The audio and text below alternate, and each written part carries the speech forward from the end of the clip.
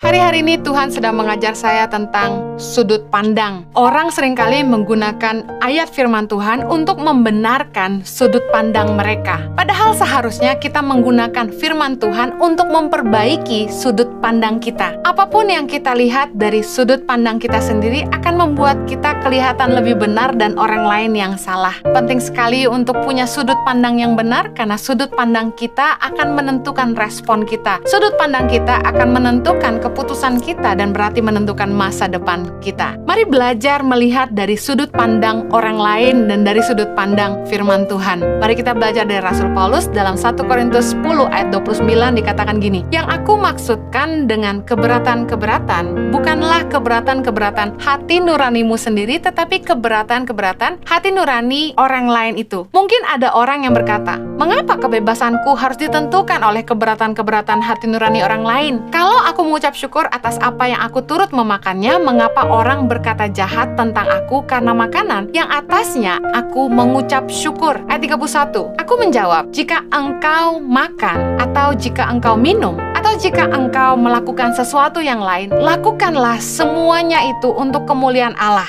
Janganlah kamu menimbulkan syak dalam hati orang, baik orang Yahudi atau orang Yunani maupun jemaat Allah." Ayat 33, sama seperti aku juga berusaha menyenangkan hati semua orang dalam segala hal, bukan untuk kepentingan diriku, tetapi untuk kepentingan orang banyak, supaya mereka beroleh selamat. Sebenarnya kalau kita mau tumbuh dewasa dalam iman, kita harus berani mengambil tanggung jawab sebagai orang percaya bahwa kita harus jadi terang, kita harus jadi garam dunia, kita harus jadi teladan dan bukan batu sandungan. Hanya alasan yang kita buat ketika kita berkata, suka-suka saya, jangan menghakimi saya, hidup-hidup saya. Karena ketika kita mau berani jadi teladan, berani jadi saksi bagi banyak orang, kita juga harus mempertimbangkan sudut pandang orang lain. Kita harus mau mempertimbangkan pendapat orang lain. Merupakan alasan ketika kita bilang hidup-hidup saya, urusan saya. Karena sebagai saksi, hidup kita itu seperti suratan yang terbuka, kata Rasul Paulus. Orang akan nilai hidup kita. Kita nggak bisa bilang, kenapa orang lain menghakimi saya?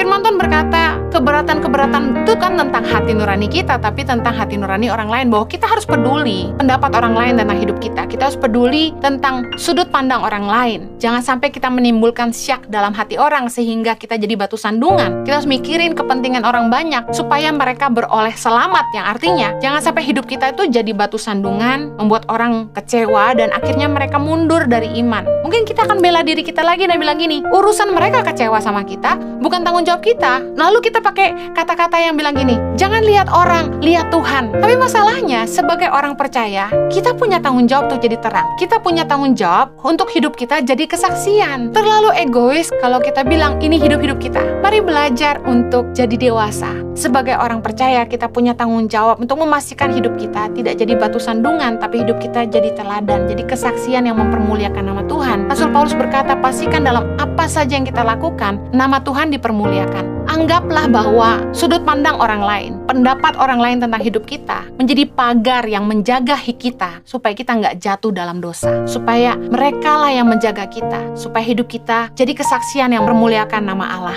Ketika kita nggak peduli dengan sudut pandang orang lain, sesungguhnya tahukah bahwa di antara mereka mungkin ada para bayi rohani yang baru mau belajar ikut Tuhan, mau belajar mengenal firman Tuhan. Kita harus mengerti bahwa setiap jiwa sangat berharga bagi sorga, karena Kristus mati untuk mereka juga, bukan hanya untuk kita. Roma 14 ayat 15 berkata, sebab jika engkau menyakiti saudaramu oleh karena sesuatu yang engkau makan, maka engkau tidak hidup lagi menurut tuntutan kasih. Janganlah engkau membinasakan saudaramu oleh karena makananmu, karena Kristus telah mati untuk dia. Kristus sudah mati buat mereka yang belum mengenal dia, supaya mereka diselamatkan juga. Ingat, Tuhan gak mau seorang pun binasa. Kristus telah mati untuk mereka. Jangan sampai karena cara hidup kita, karena sikap kita, mereka binasa. Jangan sampai benih yang baru saja ditaburi kebenaran firman Tuhan, kemudian mereka tidak bertumbuh karena orang-orang yang harusnya jadi teladan tidak memberikan teladan yang baik buat mereka. Kita sebagai pemimpin, sebagai orang-orang percaya yang sudah lebih dewasa, yang sudah lebih dulu kenal Tuhan, kita harus jaga baik baik hidup kita, supaya jangan sampai sikap kita, perkataan kita nggak jadi teladan buat mereka.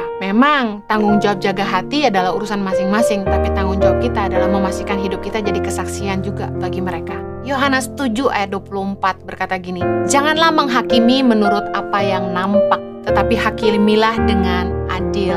Seringkali kita terlalu cepat nilai orang. Jangan cepat menghakimi orang lain. Mari belajar untuk melihat dari sudut pandang orang lain dan dari sudut pandang firman Tuhan. Jangan ngandelin kacamata kita doang. Saya ingin angkat contoh tentang bukan toleransi tapi belajar mengerti. Roma 14 ayat 13 berkata gini, "Karena itu janganlah kita saling menghakimi lagi, tetapi lebih baik kamu menganut pandangan ini. Jangan kita membuat saudara kita jatuh atau tersandung." Contoh, orang malas ke gereja karena mereka takut mereka dihakimi. Mereka takut untuk dekat dengan orang Kristen katanya karena takut dihakimi. Nah, seringkali orang tuh cepet banget ngejudge. Nah, saya pernah share bahwa kesombongan rohani adalah orang merasa diri benar dan mudah sekali menghakimi orang lain. Kita mesti ngerti bahwa seperti Tuhan aja ngasih kesempatan buat kita berubah, ngasih kesempatan untuk kita berbuah. Mari belajar dari sudut pandang Tuhan, bagaimana Tuhan sendiri melihat kita. Tuhan sabar tuh sama kita, meskipun seringkali kita tuh nggak berubah-berubah. Kita seringkali nggak setia, tapi firman Tuhan tuh katakan Tuhan selalu setia sama kita. Kita juga harusnya belajar untuk kasih orang waktu dan ruang untuk mereka bertumbuh.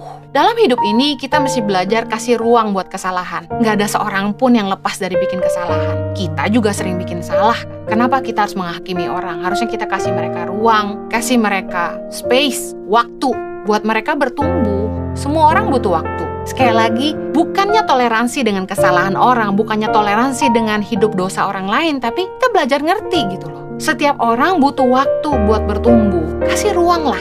Penghakiman kita nggak membuat mereka lebih baik. Seringkali, karena kesombongan rohani, kita rajin banget nilai hidup orang lain. Tapi tahukah kita dengan menghakimi, kita akan gagal mengasihi. Penghakiman kita membuat kita gagal melihat jiwa-jiwa dari kacamata Tuhan. Tuhan tuh cinta jiwa-jiwa, Tuhan tuh mengasihi dunia, Tuhan mengasihi manusia. Tapi seringkali penghakiman kita yang membuat kita gagal ngerti betapa Tuhan tuh cinta sama jiwa-jiwa. Saya percaya sudut pandang tuh kunci perubahan hidup. Kenapa orang percaya yang udah kenal Tuhan, ngerti firman Tuhan, mereka masih bisa jatuh dalam dosa? Karena sudut pandangnya belum berubah. Tahukah bahwa ketika seseorang bisa berbalik dari cara hidup mereka yang lama, mereka bisa mempercayai Yesus sebagai Tuhan, itu semata-mata pekerjaan Roh Kudus. 2 Korintus 3:16 berkata, "Tetapi apabila hati seorang berbalik kepada Tuhan, maka selubung itu diambil daripadanya. Sebab Tuhan adalah roh, dan di mana ada roh Allah, di situ ada kemerdekaan." Hal pertama yang Roh Kudus lakukan dalam hidup kita untuk memerdekakan kita adalah mengangkat selubung yang menutupi mata hati kita, sehingga kita bisa melihat kebenaran. Sudut pandang kita yang harus berubah ketika kita lihat hidup ini, dan itu yang Roh Kudus kerjakan dalam hidup kita. Selubung yang menutupi mata hati kita, yang membuat kita nggak bisa mengerti kebenaran. Kita dengar firman, kita nggak ngerti. Kita ke gereja, kita nggak rasa apa-apa. Itu yang pertama kali Roh Kudus bukakan. Hanya pekerjaan Roh Allah yang memerdekakan kita, sehingga kita dapat melihat kebenaran, mempercayai Yesus sebagai Tuhan. Hanya satu-satunya pekerjaan Roh Kudus yang membuat kita bisa mempercayai Yesus sebagai Tuhan. Nah, sama halnya dalam hidup kita. Ketika kita punya konflik dengan pasangan, ketika kita punya konflik dengan siapa saja, sebenarnya penyelesaian konflik terbaik adalah berdoa buat orang itu. Kita harusnya berdoa buat pasangan kita. Karena kita nggak bisa ngerubah orang. Hanya Roh Kudus yang sanggup menjamah dan mengubahkan hidup orang. Hanya kuasa Roh Kudus yang sanggup membuka selubung yang menutupi mata hati orang. Hati orang sekeras apapun, orang keras kepala seperti apapun, hanya bisa dilembutkan dan berubah karena Roh Kudus.